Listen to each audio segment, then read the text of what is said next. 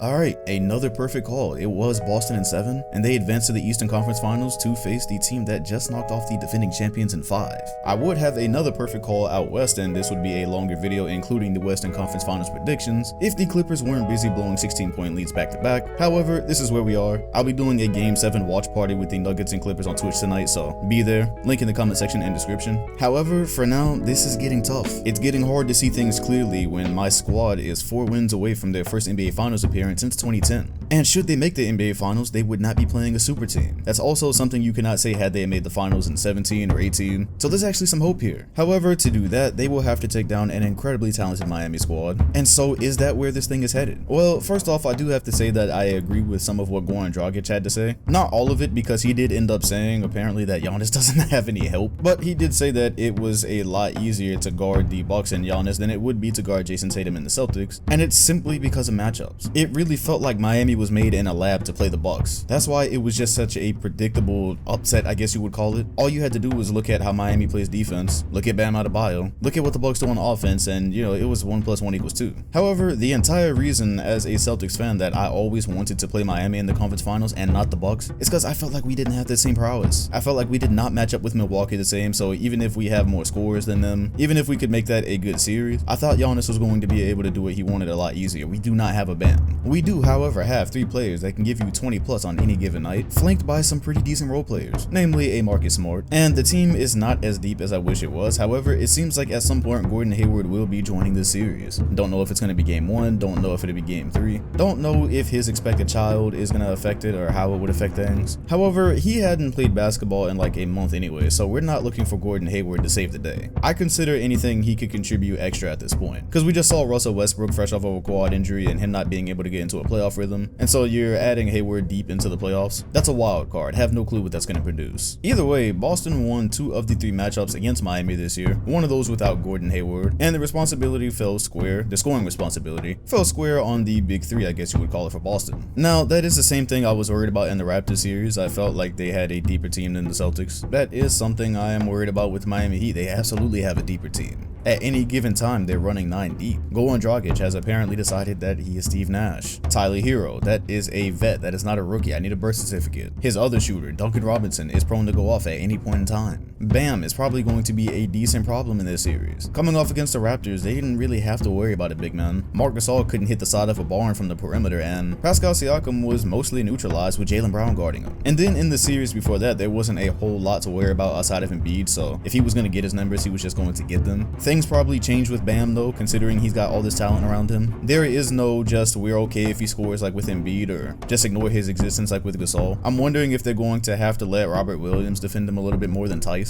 And of course, nobody is jumping super hard at Tice 3-pointers anyways. However, Tice is going to take those sometimes, whereas that is not in Robert Williams' bag, so having him on the floor for defensive purposes is great. However, that will give the Miami Heat a bit of advantage in being able to focus in on the stars. Hell, speaking of Miami advantages, I'm also a bit worried about Kemba. He did not have an amazing offensive series. He was definitely there quite often in the clutch when they needed him. However, I saw the Raptors really trying to attack him on defense multiple times. I hated seeing him on Lowry. They even tried to have Norman Powell hit a game-winning shot on him. And in this series, if you start talking about having to hide Kemba, maybe depending on the lineup, you can do that with a Tyler Hero, someone who's going to be taking more set shots than a Jimmy Butler or Goran Dragic. Bottom line is, Miami's got a lot of ways they can choose to attack here, and it still doesn't change the fact that I would say Boston probably has 3 of the 4 best players in the series. Their defense is about to have to totally change. They're going to be looking at everything from Marcus Smart 3-pointers to Jason Tatum and Jaylen Brown creating shots, and hopefully good ones from Tatum, because I felt like he was settling way too much for like Kobe type shots, and they're called Kobe shots for a reason. They were for Kobe. However, look, this is where I differ from people in Miami. I think a lot of people just watched them handle the MVP and Defensive Player of the Year. They watched them soundly defeat the first seeded team and thought, hey, they've only lost 1 game up to this point. They look flawless in their matchups, so what chance do the Celtics stand here? And I think that's just a bit basic. I think the Heat, while being a great team, are going to have a hell of a time defending the Celtics 3 stars, offensive stars anyways. I think as you get deeper into the playoffs, that's the more valuable asset, even more so sometimes than depth. And I think in Miami's matchup so far, we have not seen them really be pushed. It was not pushing them to play a Pacers team with TJ Warren and like half of Oladipo.